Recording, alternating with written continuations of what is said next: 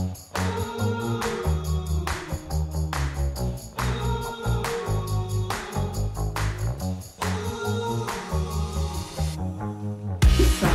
à cette deuxième édition des Jeudis de Corbera, organisée par la gauche républicaine et socialiste.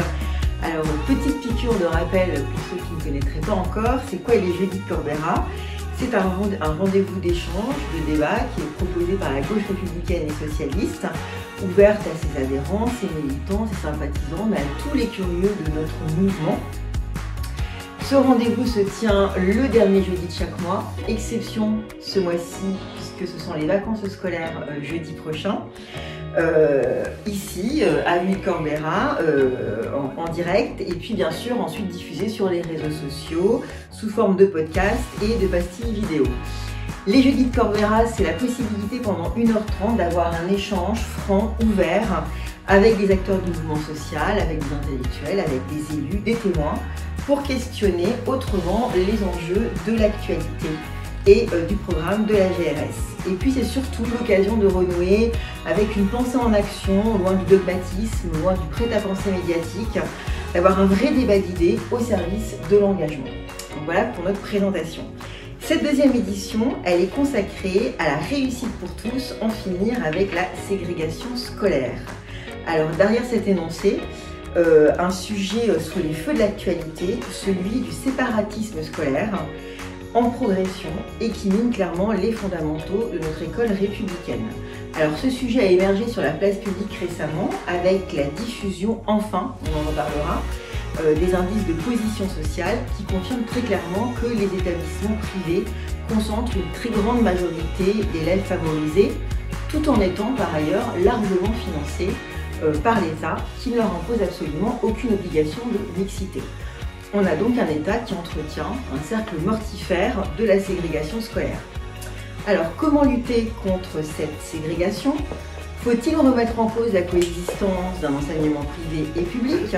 Allons-nous ici ce soir raviver la guerre scolaire? Et surtout, pour proposer quoi? Eh bien, ce sont les questions qui vont guider cet échange. Alors, je suis ravie ce soir d'accueillir ici Pierre Ouzoulias. Pierre Ouzoulias, bonjour. Bonjour. Vous êtes sénateur des Hauts-de-Seine, vice-président de la commission culture, et vous avez fait parler de vous très récemment, puisque le mardi 11 avril, vous avez présenté une proposition de loi visant à autoriser la puissance publique à conditionner les subventions accordées aux établissements privés sous contrat à des critères de mixité sociale et scolaire. Donc vous avez participé à la mise en lumière de ce sujet qui nous concerne tous, attachés à l'école républicaine et laïque. À mes côtés aussi, Damien Vandenbroek. Bonsoir Damien. Alors Damien, vous êtes coordinateur GRS Paris et parmi notre collectif GRS, un militant laïque assumé. On aura l'occasion de le voir dans le cadre de ces échanges. Alors je vous propose, Pierre, d'ouvrir ce deuxième jeudi de Corbera en partant justement de cette proposition de loi que vous avez présentée. Donc volontiers pour que vous nous la remettiez dans son contexte, que vous nous brossiez un petit peu ce qu'elle contient. Et puis ce sera l'occasion d'ouvrir l'échange sur ce qui mine vraiment aujourd'hui notre école publique, ses fondamentaux, et voir ensemble ce que nous pourrions proposer pour renouer un vrai pacte républicain autour de notre école. Alors, de façon synthétique, ce qui m'a motivé, c'est la publication des indices de position sociale. Alors, je suis sénateur des Hauts-de-Seine, je connais un peu mon terrain, et je n'ignore pas qu'il y a une ségrégation scolaire qui est forte entre les établissements. Mais la publication des IPS des Hauts-de-Seine a montré que les 27 collèges qui ont l'IPS les plus faibles sont des collèges publics. Et les 20 collèges qui ont les IPS les plus élevés sont des collèges privés. Donc il y a quelque chose de très caricatural. Entre Édouard Manet de Villeneuve-la-Garenne, dont l'IPS est autour de 57, et puis Notre-Dame de Sainte-Croix de Neuilly, dont l'IPS est autour de 250, le rapport est de 1 à 2. Donc il y a une discrimination sociale et territoriale qui est extrême. et qui fait que quand vous êtes un gamin d'une commune populaire, Gennevilliers, Bagneux ou autre, vous tombez dans une trappe sociale qui fait que vous n'avez pas accès aux mêmes filières que les autres et que vous passez d'établissement en difficulté à un autre établissement en difficulté et que après la sanction arrive avec Parcoursup dont on sait aujourd'hui que certains des critères prennent en compte le classement du lycée d'origine et ça nous interdit quasiment une poursuite d'études vers l'enseignement supérieur. Donc il y a une forme de séparatisme, alors que je peux résumer avec une formule un peu brutale. Les pauvres vont dans des collèges de pauvres et les riches dans des collèges de riches. Ça c'est très dangereux pour la nation et pour la République. Parce que on voit de plus en plus dans les Hauts-de-Seine et dans les communes dont je m'occupe que les parents choisissent leur lieu d'habitat en fonction de la présence des établissements qui ont un classement élevé.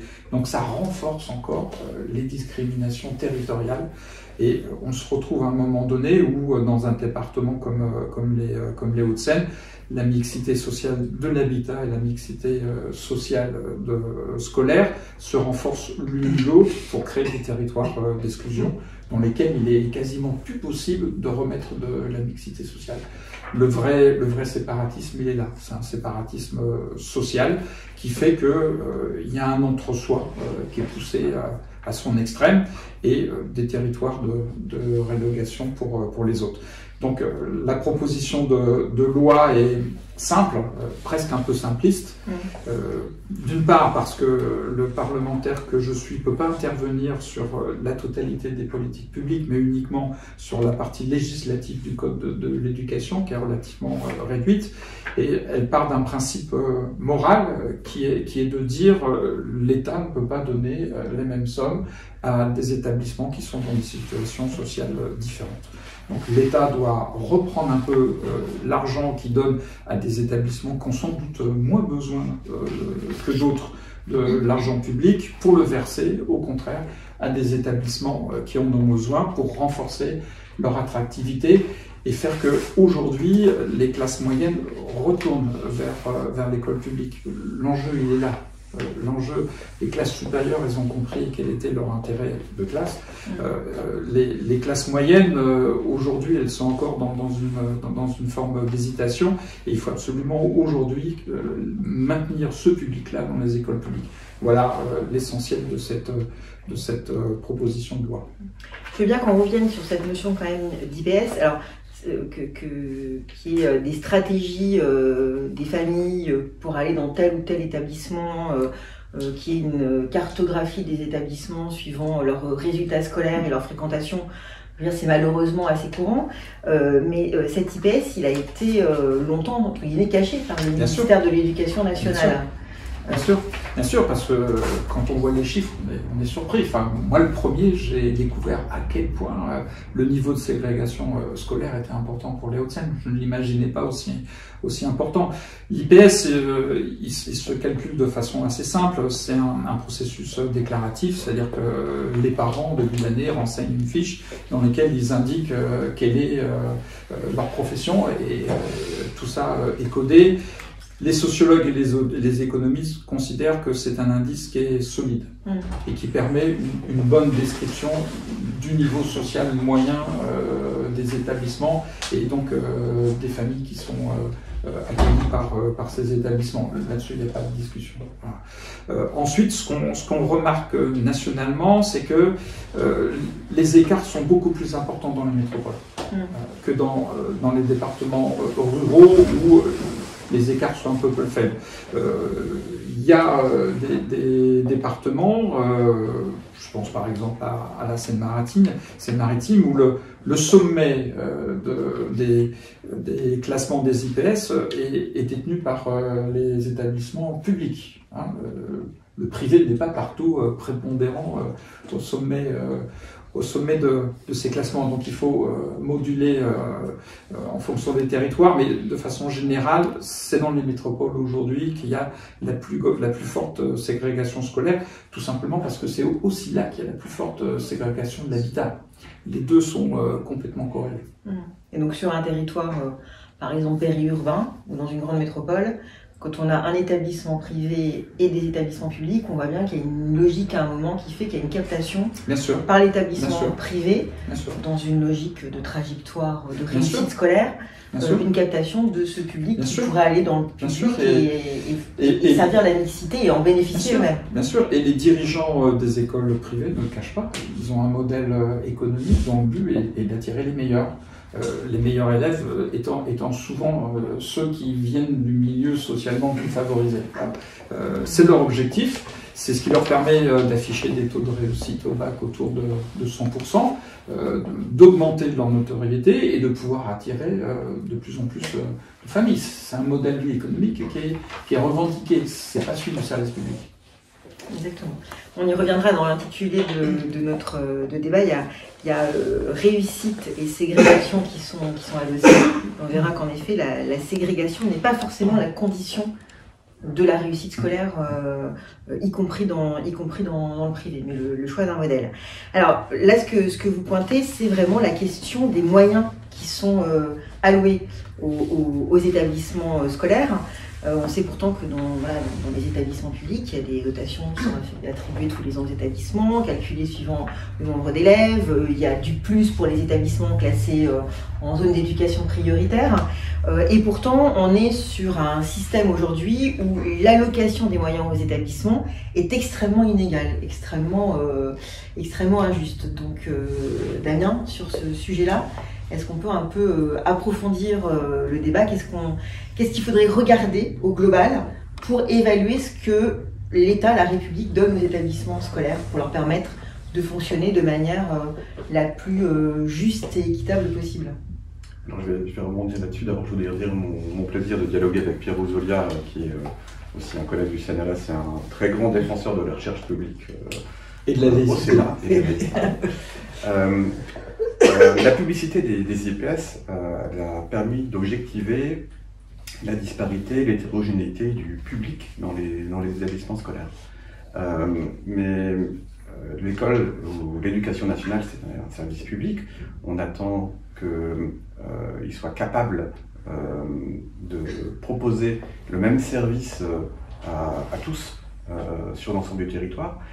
Et il faut se dire la vérité, c'est pas du tout le cas en fait. C'est vraiment pas le cas. Et on reviendra tout à l'heure peut-être sur les motivations des parents d'élèves sur les trajectoires scolaires, mais on ne peut pas reprocher aux parents d'élèves de se rendre compte des disparités qui sont face à eux. Je vais donner quelques exemples. Il y a un exemple qui est classique, qui est celui des remplacements pour congé maladie ou pour congé maternité. En France, en moyenne, donc là c'est des chiffres de 2015-2016, on remplaçait à peu près 78% des absences des professeurs. Ça c'est au niveau national, mais dans le Val-de-Marne on tombe à 62% et en Seine-Saint-Denis on est à 51%. Donc sur un cas très simple, qui est le remplacement des professeurs absents, on a déjà une énorme disparité. Alors, sur un autre exemple qui est intéressant, qui est celui de l'accompagnement éducatif.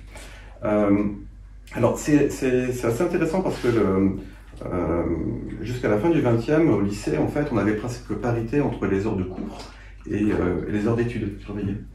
Et progressivement, la démocratisation de l'éducation s'est faite au détriment de ces heures surveillées. On a fait de plus en plus de cours et de moins en moins d'études surveillées. On a des dispositifs pour financer, encourager les études surveillées dans les écoles dépendant de réseau d'éducation prioritaire, par exemple. En 2016, l'État a financé 32 millions d'euros pour 1,7 million d'élèves, ça veut dire à peu près 19 euros par élève. Donc, on peut prendre une comparaison qui va vous paraître peut-être un peu outrée, mais si on regarde l'équivalent de ce dispositif dans les classes préparatoires, qui sont socialement, évidemment, à l'opposé du spectre de l'éducation prioritaire, donc qui vont scolariser des élèves de population en moyenne aisée. On a un dispositif qui s'appelle l'école. L'école, c'est des interrogations orales faites par des professeurs pour les mêmes élèves. L'argent qui est dépensé par l'État chaque année pour faire ça, c'est de l'ordre de 70 millions d'euros. D'accord ? Donc c'est un peu plus du double de ce qu'on met à disposition des REP. 70 millions d'euros, cette fois-ci pour 85 000 étudiants. Donc ça fait 843 euros par élève, donc 45 fois plus par élève que ce qu'on dépense en éducation prioritaire. Alors, donc ça c'est le petit bout de la lorgnette. Il y en a un autre qui est absolument extraordinaire, c'est qu'évidemment, il n'y a plus d'études surveillées, il y en a beaucoup moins. Donc quand vous êtes parent, vous pouvez avoir besoin pour votre enfant de cours particuliers ou de répétiteurs particuliers. On les paye, d'ailleurs les élèves des grandes écoles en pratiquent beaucoup.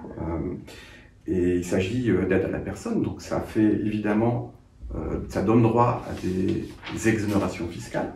L'État, chaque année, dépense de l'ordre de 300 millions d'euros à destination, évidemment, des classes les plus aisées pour rembourser la moitié de ces cours particuliers.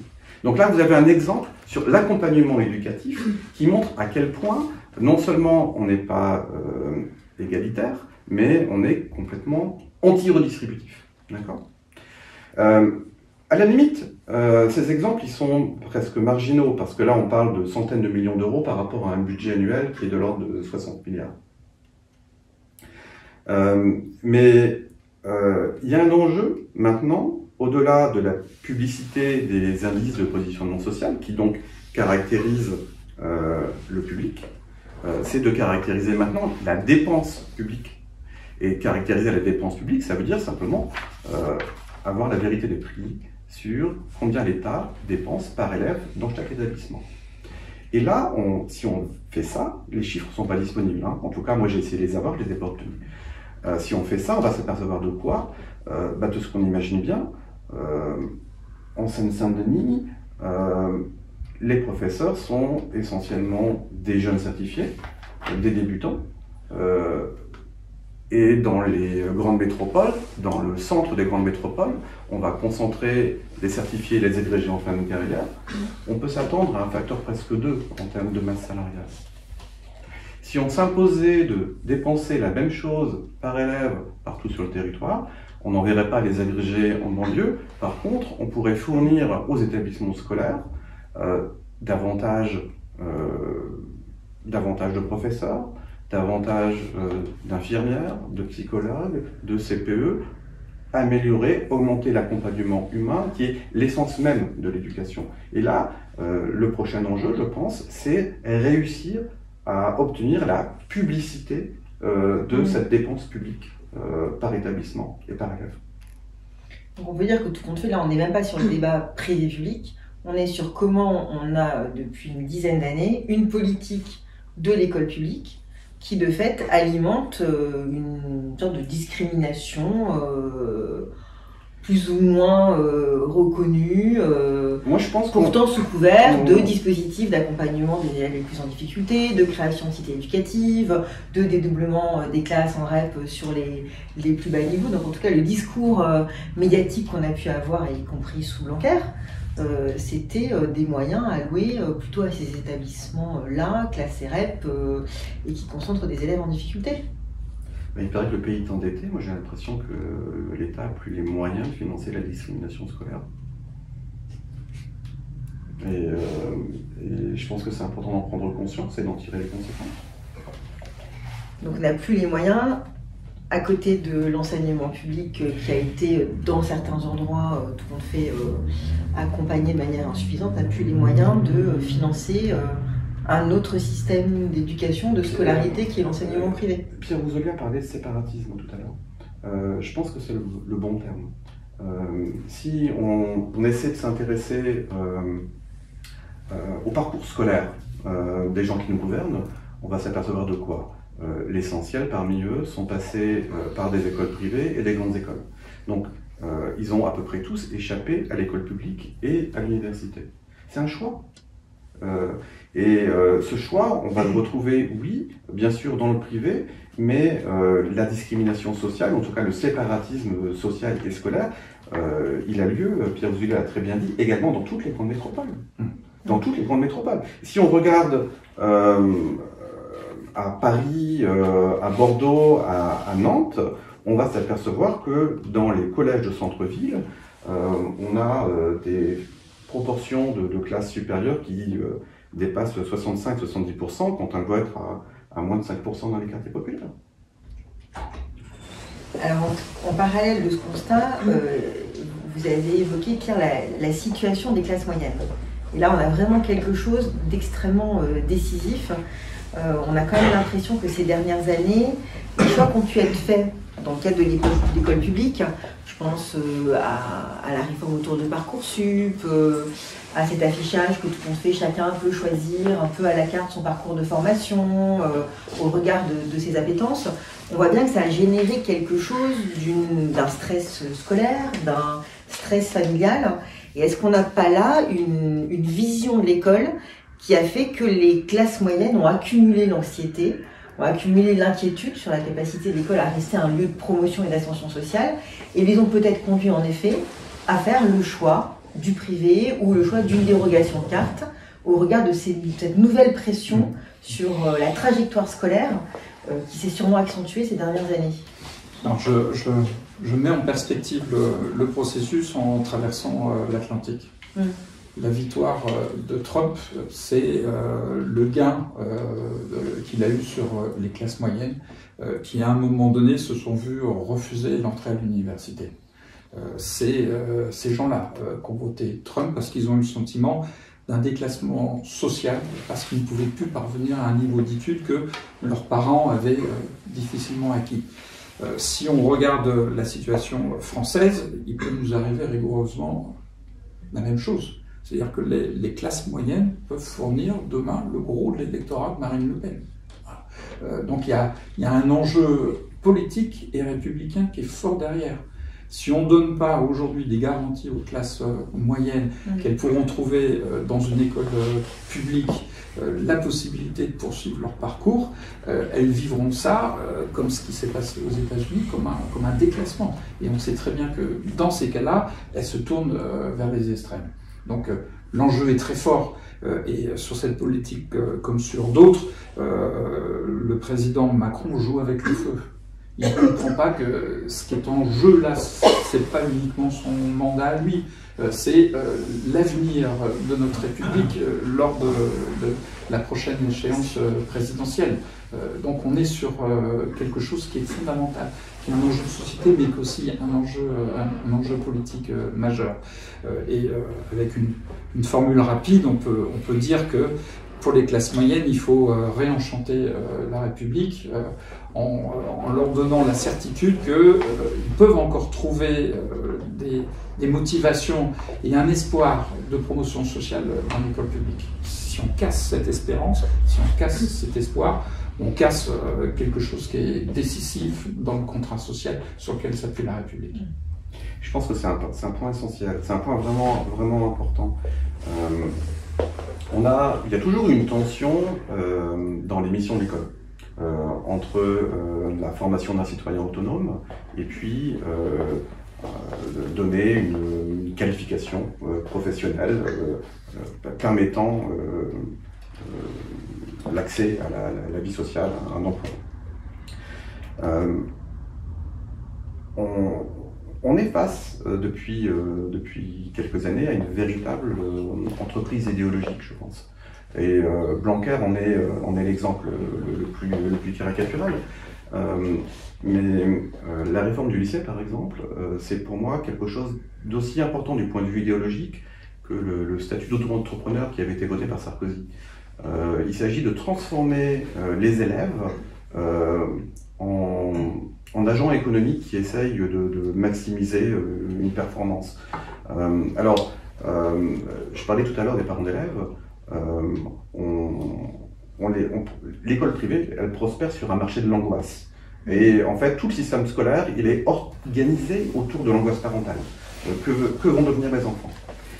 C'est évidemment une préoccupation légitime, et cette préoccupation, elle est croissante parce que justement la démocratisation de l'éducation, elle a rendu les parents de plus en plus conscients de l'importance du parcours scolaire.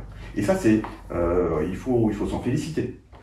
En revanche, on voit qu'à ce marché de l'angoisse va se superposer un stress par les exigences contradictoires qu'on demande aux élèves des lycées.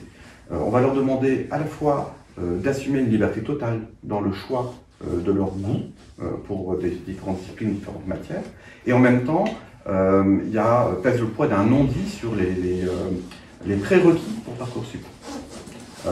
Ils sont tiraillés entre deux positions, et au lieu de construire quelque chose de collectif, on individualise complètement ces choix, on individualise l'école. Il faut bien comprendre qu'avec la mise en place des spécialités, on n'a plus de classe à partir de la première.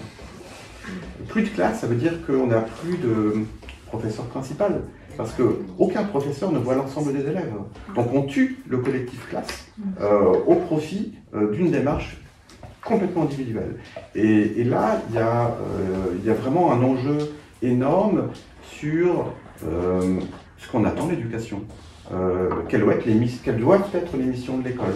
Est-ce qu'on considère que, comme la société, l'école doit être complètement encastrée dans l'économie, ou alors qu'elle a vocation à former des citoyens? Et je pense que c'est important de se réemparer de cette question.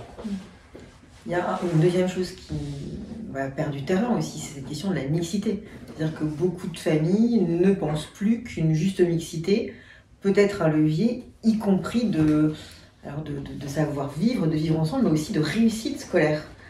Alors que beaucoup d'études nous montrent quand même que l'entre-soi, y compris pour les plus aisés, ne produit pas forcément une vraie plus-value en termes de réussite scolaire.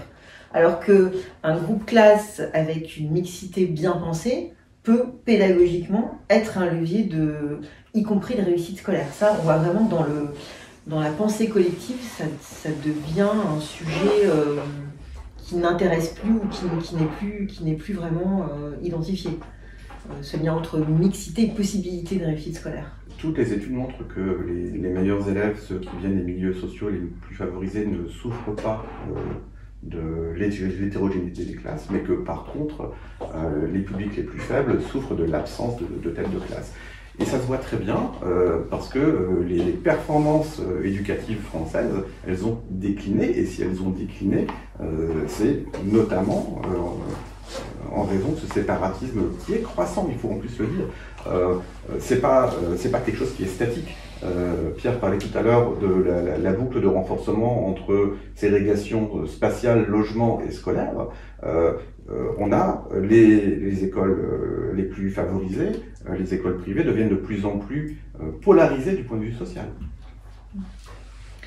Alors même que les performances éducatives de l'enseignement privé, une fois prises en compte les différences sociales, ne sont pas meilleures que celles du public. Oui, sont toutes relatives. Je vous propose qu'on passe au deuxième temps de ce débat. Là, on a brossé le diagnostic qui interroge vraiment notre modèle républicain dans ses fondements. Alors, vers quoi devons-nous aller? Est-ce que le sujet, il est de replacer la question de la juste répartition des moyens, et au sein du public, et entre le privé et le public? Est-ce que la question, c'est d'expérimenter ce qu'ont pu faire certaines métropoles? Je pense à la métropole de Toulouse, par exemple, mais ce qu'a pu aussi faire Paris à un moment en repensant la carte scolaire, en mettant en place des bus pour créer de la mixité. Est-ce que vous considérez qu'on est un peu sur des mesures cosmétiques, ou en tout cas pas profondément durables? Est-ce que, et là je reprends l'expression d'Amiens, nous n'avons plus le luxe de nous payer deux systèmes qui coexistent, le privé et le public? Donc au regard de ce diagnostic que vous dressez là, qu'est-ce qu'on peut envisager, peut-être en essayant de gradient politique, de les séquencer politiquement, qu'est-ce qu'on peut envisager comme réponse politique à cette ségrégation scolaire croissante? Qui souhaite prendre la parole? Moi je veux bien. Je pense que le plus important, c'est une clarification des idées, une clarification sur le plan idéologique. Parce qu'aujourd'hui, on ne sait plus très bien de quoi on parle. Et la République, tout le monde la défend, l'école républicaine aussi, mais sans doute pas de la même façon. Et je reprends le propos de Damien qui était très fort. Il y a deux systèmes qui s'affrontent. Ces deux projets de société qui sont radicalement différents. Il y a un système libéral qui considère que l'éducation doit apporter à chaque individu la capacité de progresser dans son projet individuel. C'est l'idée du capital humain. L'enfant est un auto-entrepreneur et il va chercher, comme tu l'as dit très justement, à maximiser ses gains. Et donc on a un marché de l'éducation où tout le monde est en concurrence avec tout le monde.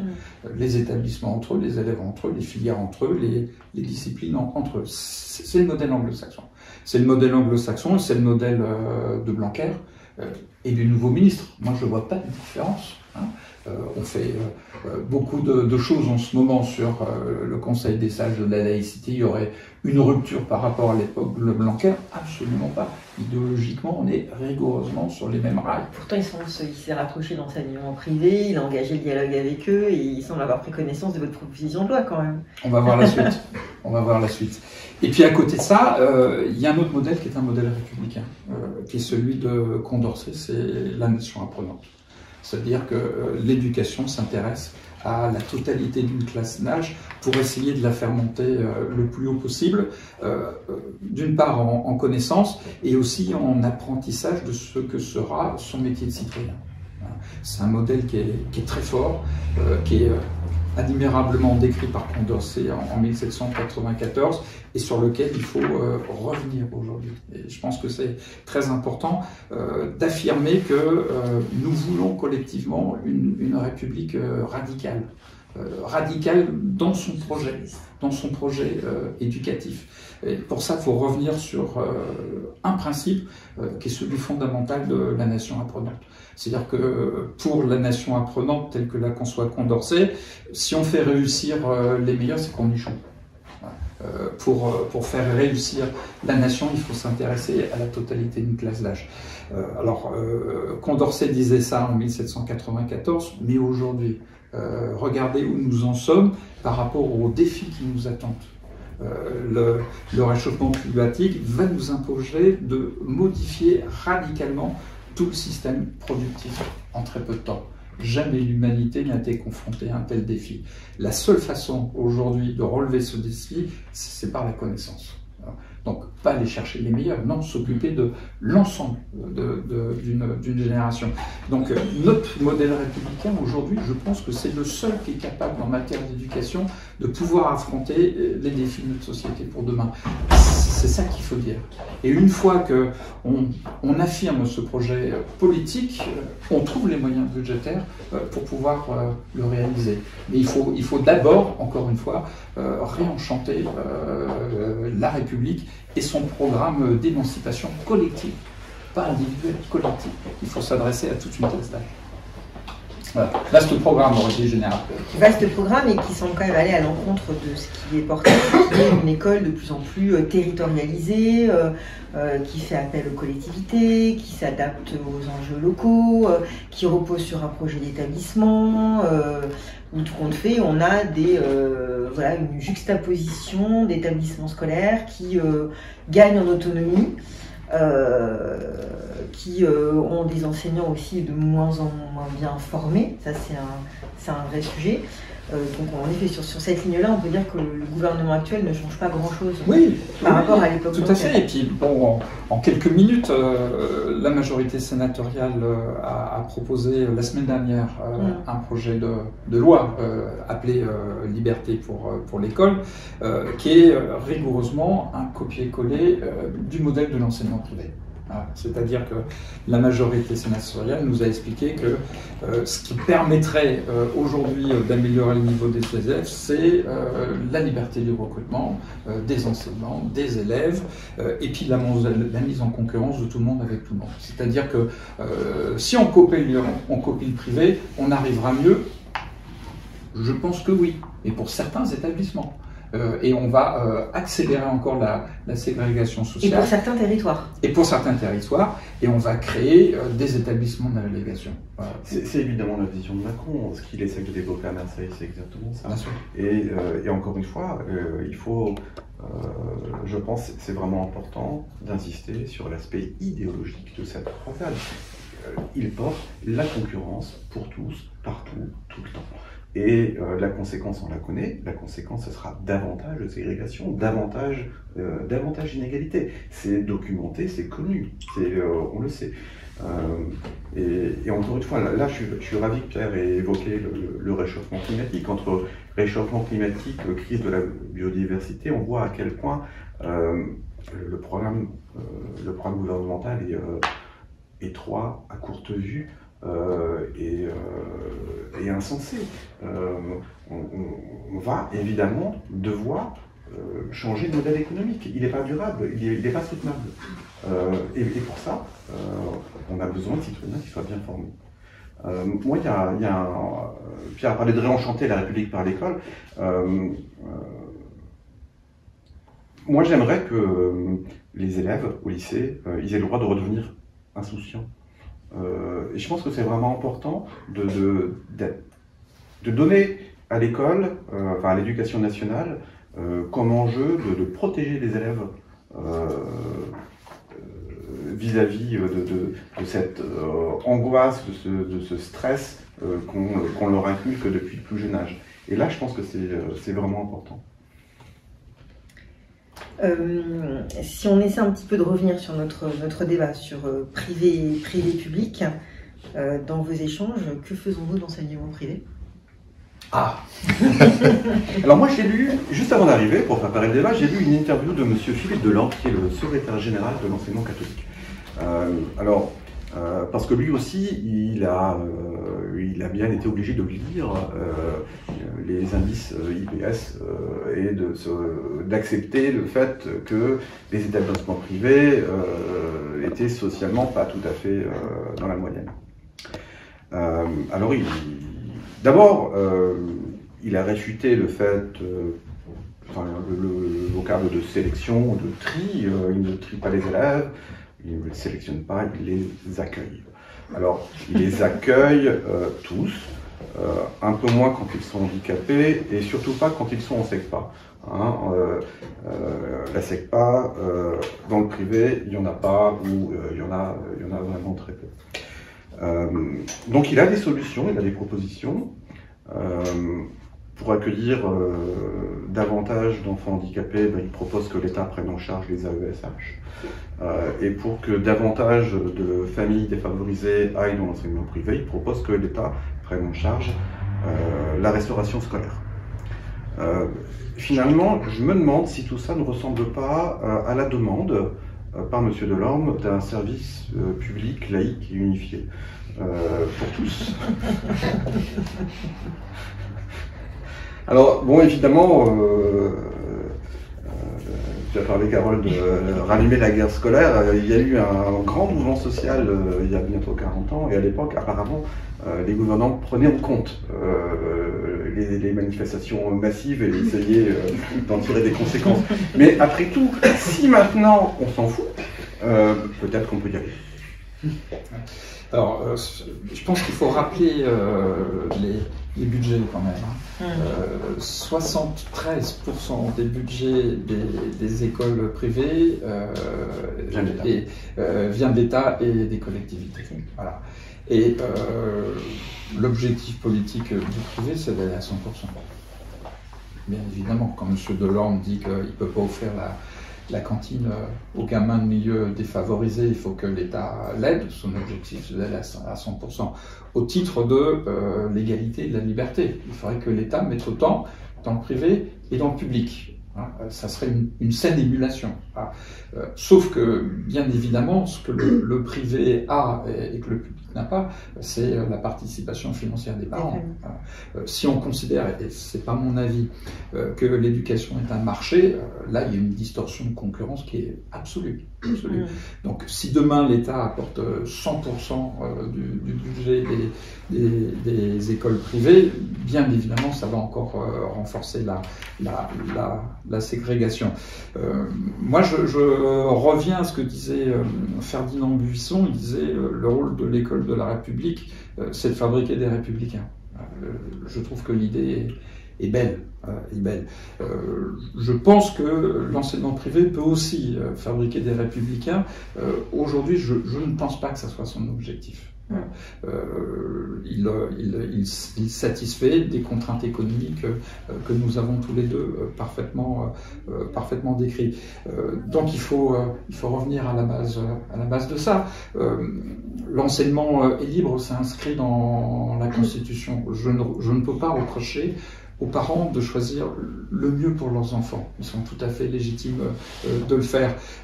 En revanche, je pense que la République, elle doit renforcer l'attractivité des établissements publics. Elle peut le faire par plein de solutions. Ce que je propose dans ma proposition de loi, c'est vraiment qu'un tout petit aspect d'un immense programme qu'il faudrait prendre en compte, mais il faut toucher à la carte scolaire, il faut toucher à la carte des filières, à la formation des enseignants. Il y a un programme gigantesque. Mais pour ça, il faut une intention politique telle que nous l'avons décrite. Aujourd'hui, ce n'est pas celle de ce gouvernement-là, et encore moins du précédent. En tout cas, le mérite de ces échanges, c'est de montrer d'abord qu'il y a des moyens financiers qui existent, d'avoir plus de clarté sur comment ils sont alloués, grâce à ce travail qui est fait, de pouvoir diffuser la donnée et l'information, et puis que même si on est dans une organisation lourde et complexe, il y a quand même des leviers d'action qui sont possibles, et on sait que rapidement, en tout cas sur une dizaine d'années, on peut assez facilement reconstruire la trajectoire d'un établissement, sa visibilité et sa mixité. Donc là, on sent quand même si le chemin paraît long, on sent un horizon possible. Je vous propose qu'on prenne, maintenant qu'on rentre dans la phase d'échange avec la salle, puisque nous avons la chance d'avoir un public qui a été extrêmement attentif et discipliné, pour ne pas faire trop de bruit. Voilà, on avait deux intervenants qui est assez iconoclaste quand même, en phase. Peut-être qu'on a des points de vue un petit peu plus nuancés dans le public, dans la salle, donc je vous laisse prendre la parole. Merci. Oui, merci beaucoup. Alors c'était plutôt une question, est-ce que c'est le temps des questions Oui, ça y est, c'est le temps des questions, c'est le temps du débat. Merci beaucoup aux deux intervenants pour leur présentation très, très intéressante. J'ai en particulier été intéressé par le chiffre de 300 millions qui a été donné d'aide à l'emploi aux personnes, ce qui signifie que pour établir l'égalité des chances, au moins l'égalité scolaire, la suppression de la dualité des systèmes d'enseignement est un préalable, mais c'est une condition nécessaire plutôt, mais pas une condition suffisante. Il faudra aussi s'attacher aux niches fiscales. En fait, j'avais une question ou une série de petites questions sur l'indice de position sociale, parce que je comprends, on a un expert sous la main. En fait, en élargissant un peu le scope, c'est-à-dire que l'enseignement scolaire, la même réussite pour tous à l'école, c'est bien, mais il faut aussi s'intéresser, ça a d'ailleurs été dit lors des échanges, à ce qui se passe après, c'est-à-dire que tout le monde puisse accéder à des filières d'enseignement qui correspondent à son profil et le cas échéant les plus valorisantes, et ensuite, au sein des entreprises, au sein d'État, puisse accéder à des fonctions pareilles, valorisantes, qui correspondent au profil. Du coup, il n'y a pas 36 000 solutions, soit on fait la révolution avec tous les inconvénients, les risques que ça emporte, soit on supprime l'héritage matériel et immatériel, mais ça risque de prendre beaucoup de temps, il faudra beaucoup de succès électoraux de la gauche avant d'y arriver. Il y a une autre solution plus immédiate qui existe, qui serait l'établissement de quotas. Je dis ça existe puisque en France, on l'a mis en place pour les femmes. D'ailleurs, comme souvent en France, c'est de façon incomplète, puisque sauf erreur de ma part, je suis pas un spécialiste du sujet. Je crois que les quotas qui ont été fixés pour le privé sont de 30%, sauf erreur de ma part, et 50% de femmes. C'est un autre sujet. Mon sujet, ma question était, une solution qui paraît assez évidente pour établir l'égalité réelle, l'égalité des chances au sein de notre pays, entre toutes les femmes et tous les hommes, ce serait de mettre des quotas en fonction de l'origine sociale. D'où ma question, est-ce que l'IPP peut servir, le cas échéant, à l'établissement de ce type de quotas, puisque pour les questions de genre, c'est tout simple, il suffit de regarder le passeport. Est-ce que l'IPP peut être l'équivalent du genre sur le passeport pour les classes sociales? Et seconde question, est-ce qu'il y a des exemples dans des pays étrangers de quotas en fonction de l'origine sociale, comme c'est le cas aujourd'hui en France par exemple pour le genre, et le cas échéant, comment est-ce que c'est mis en place? Merci beaucoup. Merci. Alors, est-ce que vous avez des éléments de réponse à la fois sur cette IPS et ce qui peut se passer dans d'autres pays? Alors, sur la comparaison entre les modèles européens, je te laisserai répondre. Sur les quotas, il faut faire très attention. Si on impose des quotas d'élèves boursiers, par exemple, dans le privé, les établissements privés vont aller chercher les meilleurs boursiers des établissements publics. Ce qui va renforcer la ségrégation. Je pense que c'est contre-productif. La solution est plutôt de renforcer l'attractivité des établissements publics pour faire qu'une partie des classes moyennes qui aujourd'hui vont vers le privé retournent vers le public. C'est beaucoup plus efficace. Par rapport aux quotas, bon, il y a des quotas à Sciences Po. Ça n'a pas franchement changé le mode de recrutement des élites, même pas françaises, mais parisiennes. Parce que les grandes écoles s'accommodent toujours des différents quotas. La première chose déjà à supprimer, c'est très technique. Ça serait dans les méthodes de recrutement des établissements de l'enseignement supérieur, de supprimer dans Parcoursup ce qui renvoie au rang de classement du lycée d'origine. Parce que ça, c'est extrêmement violent. Alors d'abord, c'est secret, il n'y avait pas accès. Les établissements ne le revendiquent pas, mais c'est extrêmement violent. La première chose, alors moi, c'est un combat depuis 6 ans. Je ne suis jamais arrivé, c'est la transparence de ce qu'on appelait les algorithmes locaux, c'est-à-dire des petites recettes qui permettent à Assas ou à d'autres de ne recruter que des gamins qui viennent des 4 ou 5 lycées parisiens et de refuser tous les autres, même ceux qui viennent des communes UP du Val-de-Marne et des Hauts-de-Seine, ce qui est un crime de lèse-majesté. Voilà, en quelques mots, Damien. Je te laisse compléter. Je pense qu'il faut être prudent sur les quotas. En France, on a une capacité on a un savoir-faire pour former des élites. On a su le faire en allant chercher dans les classes populaires quand c'était nécessaire. Pendant plusieurs décennies, ça s'est appelé les écoles normales. Et les écoles normales, elles n'ont pas permis une démocratisation de l'enseignement, mais elles ont permis d'aller chercher dans les classes populaires les élites qui étaient nécessaires au fonctionnement de l'État. Et ça a très bien fonctionné. Mais ça reste marginal du point de vue statistique et ça donne une excuse pour ne rien faire d'autre. C'est un peu le risque. Moi j'ai l'impression qu'il faut commencer par, je disais tout à l'heure, cesser de financer la discrimination, ou en tout cas mettre à jour tous les dispositifs qui sont discriminatoires ou qui renforcent les inégalités pour les éliminer. Pierre a parlé de la publicité, la transparence des algorithmes de sélection. Dans Parcoursup, on pourrait commencer par interdire les lettres de motivation. Il n'y a rien de plus discriminant du point de vue social qu'une lettre de motivation. On enlève les lettres de motivation dans les dossiers de Parcoursup. Et puis, ce que je défends, je reviens un petit peu au début de mes interventions, c'est la publicité de la dépense publique par établissement, parce qu'une fois qu'elle sera mise à jour, ça sera insupportable. Et donc, je pense qu'on doit aller vers la péréquation scolaire.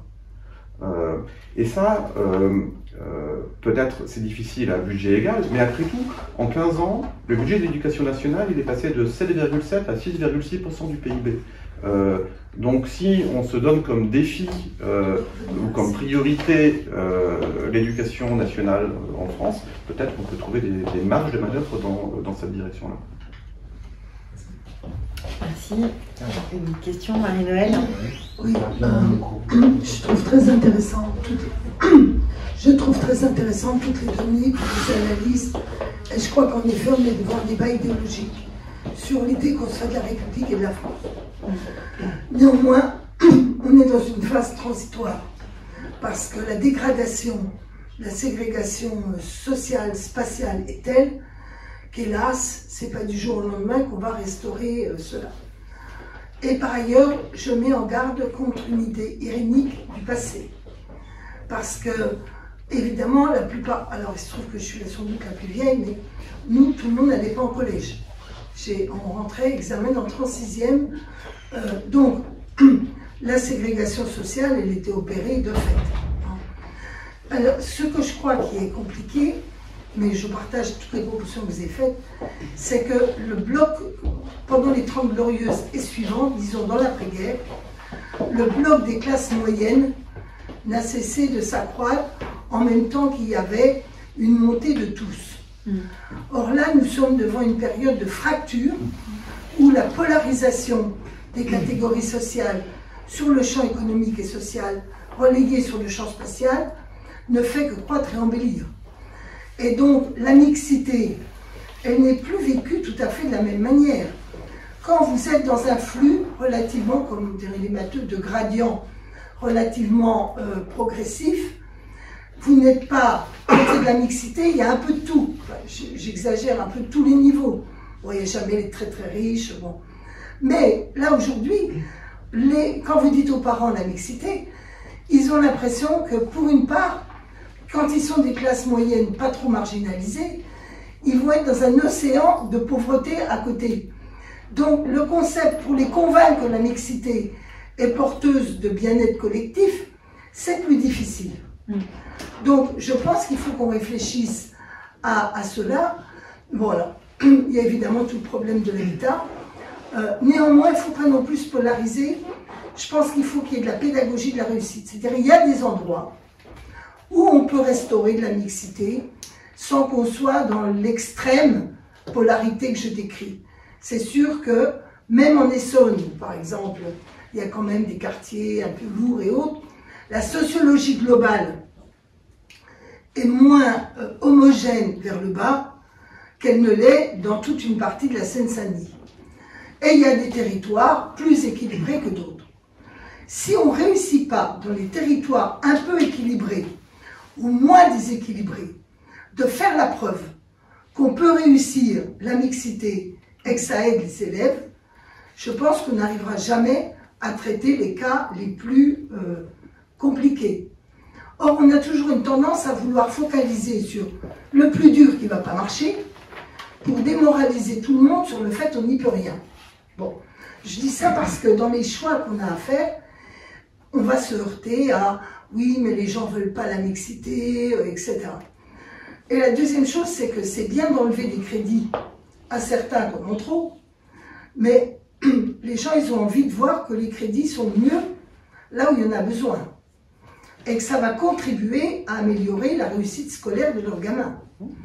En particulier, parce que c'est souvent le refuge, et en tout cas l'argument que donnent les parents, les enfants qui ont des difficultés. Alors il y en a qui sont liés à leur niveau social, il y en a qui sont liés à leurs problèmes personnels, mais la stratégie à la fois du collectif et du suivi de la personne un peu plus en difficulté me paraît être un des enjeux de la réussite de la mixité. Parce qu'aujourd'hui, ce sujet est souvent donné par les parents, mon gamin il est en échec, j'ai tenté autre chose parce que de toute façon, machin. Bon, après, 5 ans après, vous dites que ça n'a pas réglé forcément, mais dans certains cas, ça a réglé. Bon. Tout ça est fait. Dernière chose, je crois quand même que pour redonner confiance dans l'école, il faut que le corps enseignant soit recruté avec la foi d'être acteur de la République. Alors c'est le terme foi, la conviction, la motivation, le je ne sais quoi.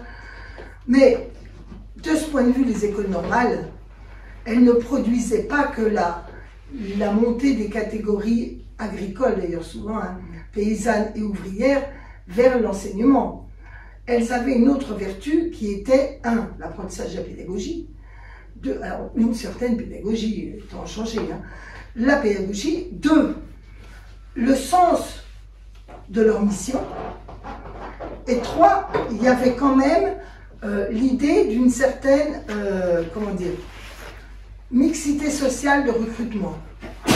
Notamment quand on a commencé à faire les pré-recrutements avec les IPS qui étaient plus larges de champ que l'école normale classique. Moi, je crois qu'on a besoin, pour que la mixité sociale soit vécue comme... Et puis surtout la distance avec l'élève. Quand vous avez des gens qui ont fait Bac+5, qui sont issus des catégories plutôt aisées, en tout cas moyenne supérieure, qui deviennent enseignants avec des enfants dans des milieux très défavorisés. Ça produit plus de condescendance que de fraternité de classe, en réalité. Et quoi qu'on en dise, les gamins le sentent. Ils sentent qu'on se penche sur eux, et non pas que la République partage leur destin, contribue à faire que leur destin et celui de la République se rencontrent. Donc je crois que ces sujets qui sont en périphérie de la mixité, parce que quand tu vas dire calculer les indices des agrégés, on le disait un peu en aparté, mettre un agrégé qu'on n'a rien inséré, qui sort du 5e arrondissement, qui n'a jamais vu une banlieue et qui arrive à Tismons, je ne suis pas du tout certaine que ça va faire un bon prof. Hein. Un bon enseignant. Bon. Donc je m'interroge aussi sur comment on fait des enseignants les acteurs de cette mixité. Damien souhaite, on va reprendre, mais il souhaite réagir à cette intervention.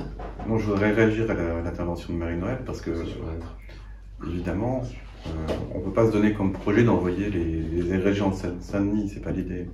De la même façon qu'on souhaite que les élèves et les parents ne soient pas assignés à résidence en banlieue, on ne va pas se donner comme projet de déporter les agrégés. Mon propos, c'est simplement de dire que via une péréquation financière, on peut libérer les moyens. Et libérer les moyens, ça permet d'améliorer l'accompagnement humain.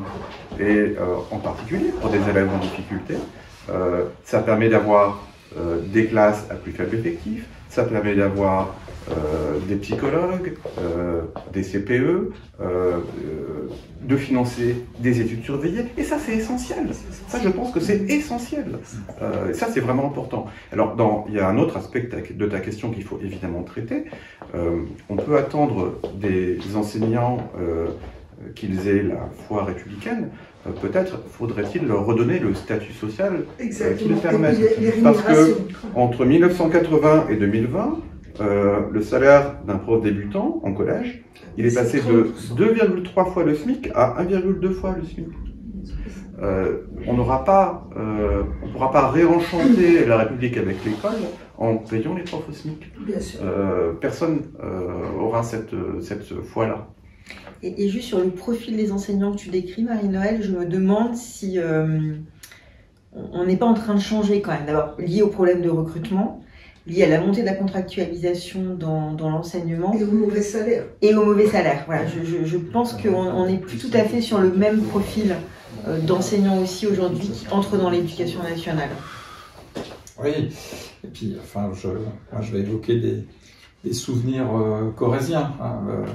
Mon grand-père, qui était un gamin dans la Haute-Corrèze, il apportait des châtaignes aux enseignants parce qu'ils étaient pas suffisamment nourris. Mais ce qui les distinguait des enseignants d'aujourd'hui, c'est qu'ils portaient un projet collectif.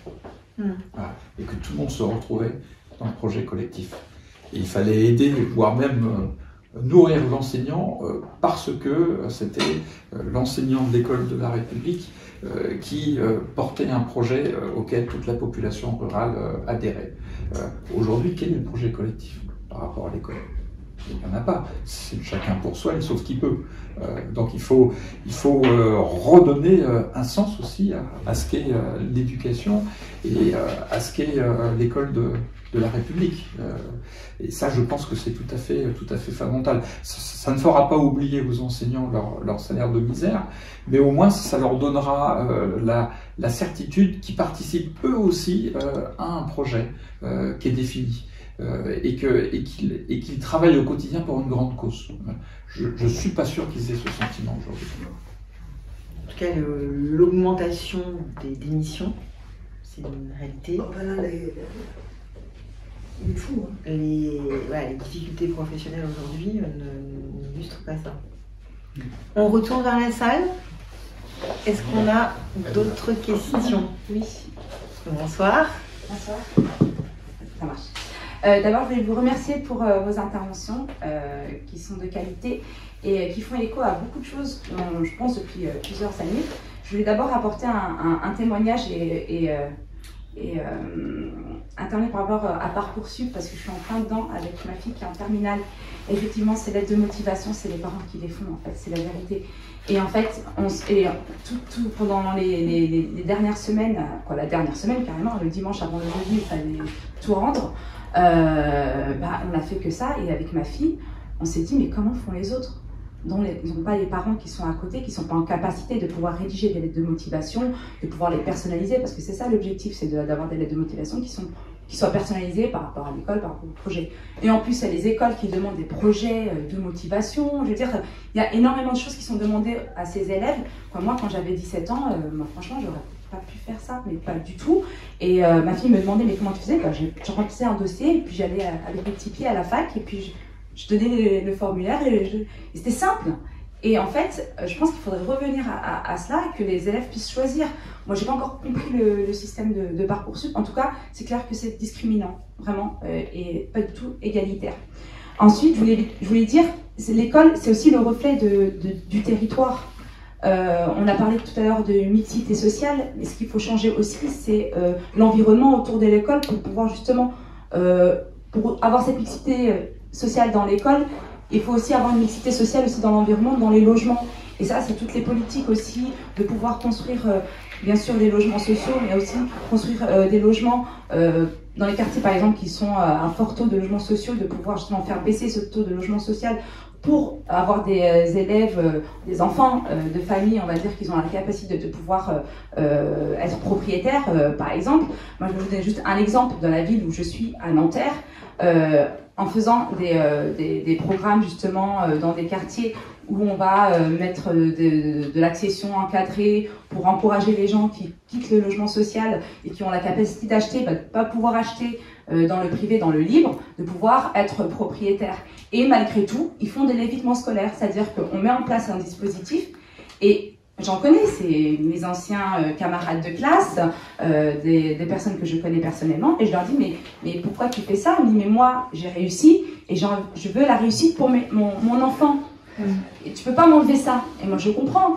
Je lui dis oui mais justement nous on a eu cette chance de l'école de la République, on a pu y arriver.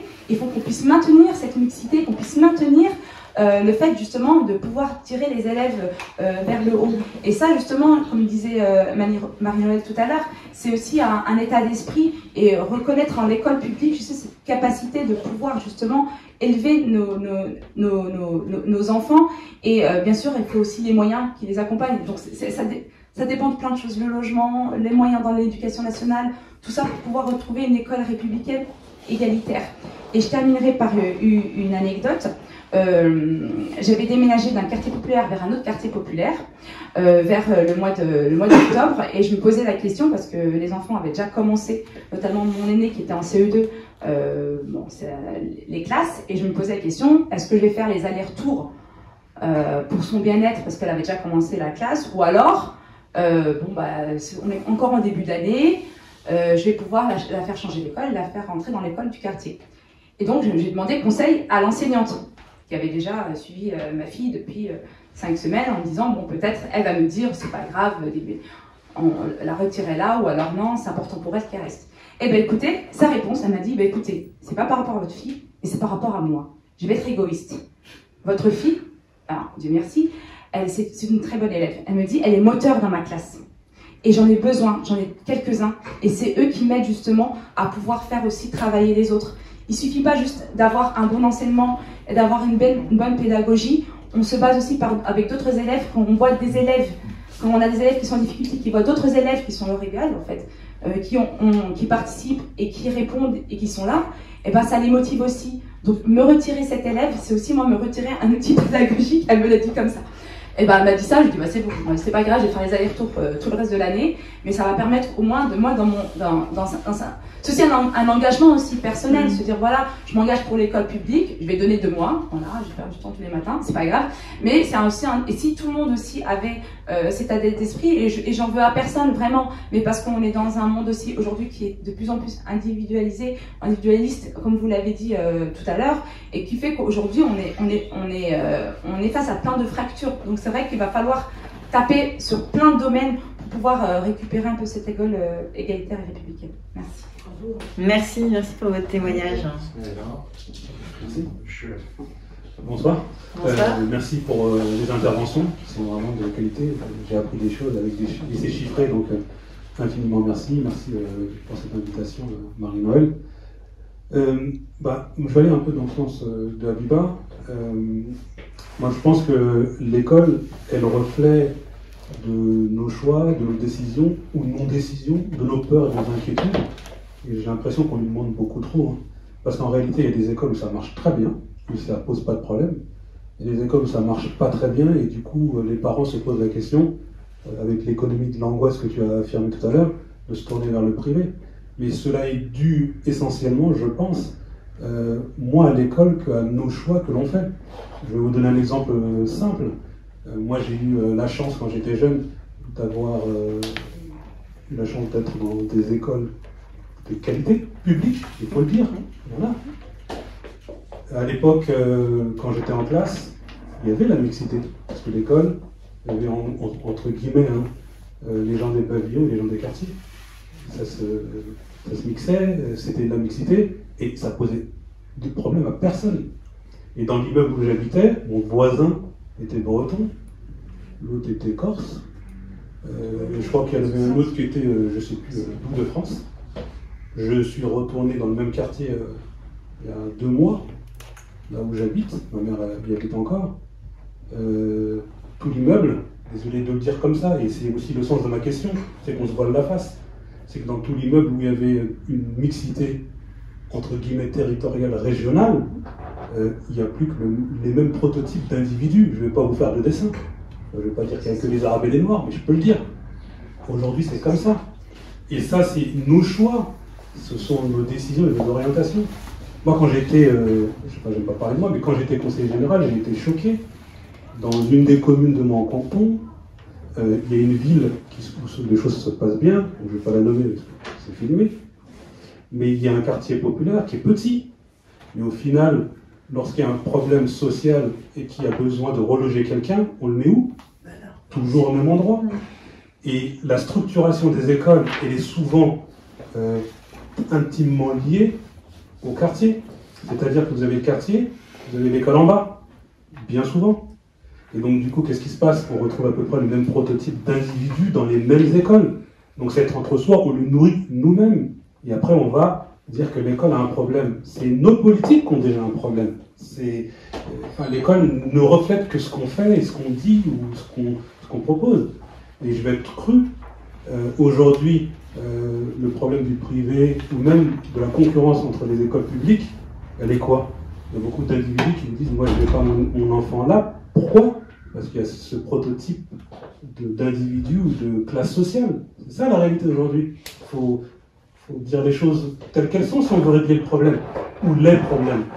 Et je trouve que dans les débats tels que je l'entends à la télé, on se voile la face et on ne veut pas reconnaître nos angoisses, nos peurs qui nous ont conduits ou qui nous conduisent à une certaine politique du logement, de la culture, de l'urbanisme, de telle façon à cacher nos angoisses ou nos peurs. Moi, c'est le sentiment que j'ai. Donc, ma question est, ne nous voilons pas, est-ce qu'on ne se voile pas la face lorsqu'on parle d'école, en évacuant les problèmes, on parle de quotas, de je sais pas quoi là, tout ça c'est très bien, hein, mais il y a un problème quand même de fond qui existe derrière, qu'on n'évoque jamais. Merci. On enchaîne avec une autre intervention, on rebondira. Oui. Bonjour. Déjà. Alors, ça marche bien, mais il faut bien parler dans le... Ah, bonjour. C'est la première fois que j'assiste à vos ateliers, donc j'ai été invité par une d'anciens camarades du parti de gauche. Donc voilà, donc je vais vous dire d'où je parle puisque je suis pas connu. Donc moi je suis délégué, enfin, je suis élu syndical au CGT à la RATP et ma question va recouper les préoccupations du précédent intervenant.